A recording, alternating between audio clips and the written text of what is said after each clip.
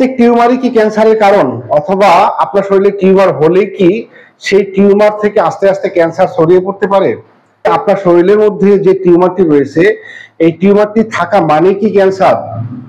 আজকে আলোচনা করব কোন ধরনের টিউমারটি ক্যান্সারের কারণ এবং কোন টিউমারটি থাকা মানে আপনার শরীরে এখনই ক্যান্সারের বীজ অলরেডি আসছে, বা যে টিউমারটি থেকে আস্তে আস্তে ক্যান্সার ছড়িয়ে পড়তে পারে এবং কোন টিউমারটি থেকে ক্যান্সার ছড়িয়ে পড়ার সম্ভাবনা নেই। তাই আপনাকে বলছি ভিডিওটি শুরু থেকে শেষ পর্যন্ত না টেনে না কেটে না স্কিপ করে দেখতে থাকুন।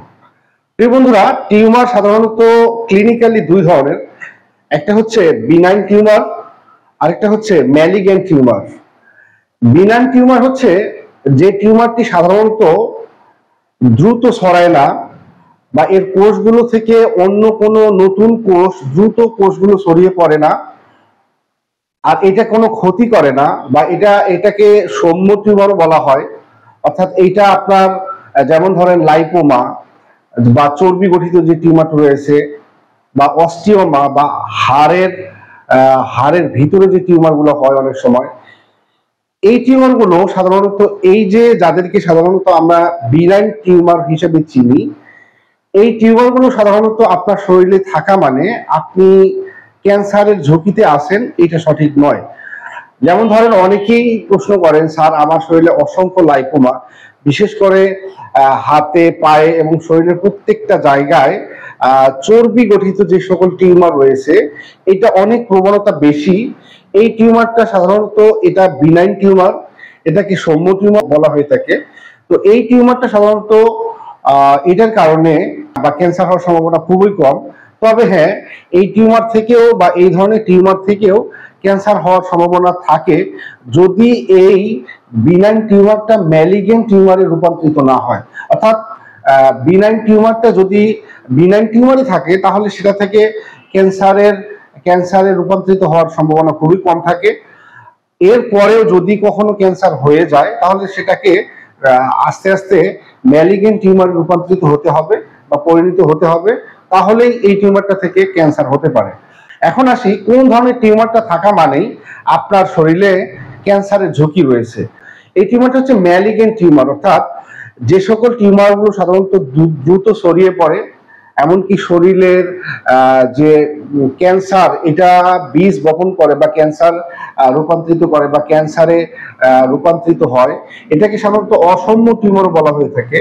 তো এই টিউমারগুলো হচ্ছে যেমন ধরেন ব্লাড ক্যান্সার, অথবা ব্রেস্ট টিউমার, অথবা শরীরের অন্যান্য যে টিউমার গুলো হয়, যে টিউমার গুলো সাধারণত শক্ত থাকে, এরপরে যে টিউমার গুলো ব্যথা করে, এরপরে যে টিউমার গুলো সাধারণত ওষুধ প্রয়োগ করার পরেও ভালো হচ্ছে না, কিন্তু এটা আপনার কষ্ট দেয়, যন্ত্রণা দেয়, এই সকল টিউমার গুলো সাধারণত মেলিগেন্ট টিউমার বলে। এই টিউমার গুলো সাধারণত আপনার ক্যান্সারের কারণ হতে পারে। আপনার শরীরে যদি এই ধরনের কোনো টিউমার থাকে, বিশেষ করে আপনার ব্রেস্টে অথবা আপনার শরীরের যে কোনো জায়গায় শক্ত টিউমার, এবং এটা যদি ব্যথা করে, এবং ব্যথা যদি নাও করে, যদি এটা শক্ত থাকে, তাহলে এটা থেকে ক্যান্সার ছড়িয়ে পড়ার সম্ভাবনা থাকে। এরপরেও কথা রয়েছে, এই টিউমারটা থাকলেই যে আপনার ক্যান্সার হবে এটাও পুরোপুরি 100% সঠিক না। সর্বপ্রথম আপনার দেহে ক্যান্সার বাসা বাঁধার একটা উপযুক্ততা লাগবে। অর্থাৎ যেমন ধরেন আমরা অনেক পেশেন্টই দেখি কেবল একটা কোনো কিছুর সাথে ধাক্কা খেয়ে অথবা কোনো কিছুর সাথে বাড়ি খেয়ে তার হাতে বা পায়ে ইনজুরি হয়েছে, এই ইনজুরি থেকে তার ক্যান্সার ছড়িয়ে পড়েছে। তার মানে এটার মূল কারণটা কিন্তু তার ইনজুরি এটা না, অর্থাৎ তার দেহে আগে থেকেই ক্যান্সার গ্রহণের সাসেপ্টিবিলিটি অর্থাৎ প্রবণতা, অর্থাৎ এই ক্যান্সার গ্রহণের প্রবণতা এইটা তার মধ্যে আগে থেকেই ছিল। এটাকে আমরা হোমিওপ্যাথির ভাষায় সাধারণত রোগ গ্রহণের প্রবণতা বলি, এবং এইটার মূল কারণ হচ্ছে আমাদের হোমিওপ্যাথির ভাষায় একটা মানুষের দেহে স্থায়ী রোগ বীজ তিনটা, এটা হচ্ছে সোরা, সিফিলিস, সাইকোটিক, এবং এটার আরেকটা রূপ রয়েছে, এটা হচ্ছে টিউবারকুলার। তো সাধারণত যাদের দেহে সাইকোসিস এবং টিউবারকুলার এই দুই মায়াজমের কোনো একটা যাদের দেহে থাকে, তাদের দেহটাই সাধারণত ক্যান্সার হওয়ার প্রবণতাটা সবচেয়ে বেশি থাকে। আবার একটা পেশেন্ট আছে যে মাছের কাটা আছে গলায় বিঁধছে, এইটা থেকে সে সঠিকভাবে চিকিৎসা হয় নাই বা এটা মাছের কাটাটা বের হয় নাই, এটা থেকে আস্তে আস্তে ইনফেকশন হয়েছে, ইনফেকশন থেকে এটা আস্তে আস্তে ক্যান্সার হয়েছে। আবার অনেকেই বলে থাকে যে আসলে যেটা ধূমপান বা সিগারেট স্মোকিং এই ধরনের বদভ্যাস থাকলেও ক্যান্সার হতে পারে। হ্যাঁ, ক্যান্সার এই ধরনের বদভ্যাস থাকলে হতে পারে, আবার নাও হতে পারে। এটার মূল কারণটা ওই যে বললাম, সাইকোসিস, মায়াজমেটিক প্রবলেম অথবা টিউবারকুলার মায়াজমেটিক প্রবলেম, অর্থাৎ যাদের দেহে আগের থেকেই আচিল রয়েছে অথবা যাদের বংশে কারো পূর্বপুরুষের কারো আচিল রয়েছে, সেই থেকে যদি কারো দেহে এরকম টিউমার গুলো থাকে তাহলে তাদের জন্য চিকিৎসাটা খুবই গুরুত্বপূর্ণ। আর অন্যথায় যারা সাধারণত সোরা অথবা সিফিলিটিক মায়োজমের মধ্যে রয়েছে তাদের এই টিউমার গুলো থেকে ক্যান্সার হওয়ার সম্ভাবনা খুব কম, তবে তারপরেও এটা ক্যান্সার হতে পারে।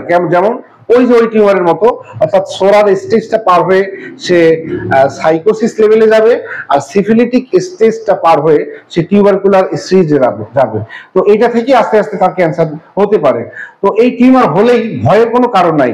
প্রথম কথা হচ্ছে আপনি সাহস রাখবেন, আর এটার একটা চিকিৎসা রয়েছে, বিশেষ করে আমাদের হোমিওপ্যাথিতে এটার পারফেক্ট হোমিওপ্যাথি চিকিৎসা রয়েছে।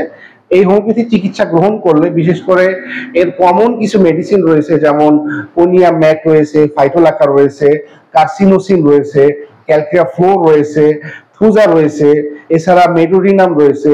তো অসংখ্য হোমিওপ্যাথি পোটেন্সি রয়েছে, যে পোটেন্সি গুলো লক্ষণ অনুযায়ী সেবন করার মাধ্যমে আপনি টিউমার থেকে আপনি মুক্তি পাবেন। এছাড়া আমি আপনাকে আজকে একটি হোমিওপ্যাথি, একটা বেস্ট হোমিওপ্যাথি ওষুধের নাম বলবো, যে ওষুধটা যে কোনো ধরনের যদি আপনার ক্যান্সার প্রবণতা থাকে বা আপনার বংশে যদি ক্যান্সার কারো হয়ে থাকে, তাহলে এই ওষুধটা আপনি 7 দিন খাবেন। আর এই ওষুধটা হচ্ছে কার্সিনোসিন, কার্সিনোসিন 1M। এটা 1 ফোঁটা ওষুধ 1 কাপ পানিতে মিশিয়ে ডেইলি 2 থেকে 3 বার সেবন করবেন। এছাড়াও ক্যান্সারের জন্য একটা হোমিওপ্যাথি ওষুধের নাম আজকে আপনাদেরকে বলে দিই, সেটা হচ্ছে, যদিও ওষুধটা কম্বিনেশন মেডিসিন, তবে ওষুধটা খুবই একটা কার্যকারী। এই ওষুধটা হচ্ছে R17 বা R17। এই ওষুধটা খুবই ভালো কাজ করে, যদিও এটা ডাক্তার রিভিক কোম্পানির, এটা জার্মানি একটা ওষুধ, খুব একটা ভালো একটা ড্রপ। ওষুধটা সেবন বিধি হচ্ছে 10 ফোঁটা ওষুধ 1 কাপ পানিতে মিশিয়ে ডেইলি 2 থেকে 3 বার সেবন করতে হবে। তো প্রিয় বন্ধুরা, আজ চলে যাচ্ছি, দেখা হবে অন্য কোনো ভিডিওতে নতুন কোনো বিষয় নিয়ে। ততক্ষণ আল্লাহ হাফেজ, আসসালামু আলাইকুম ওয়া রাহমাতুল্লাহ।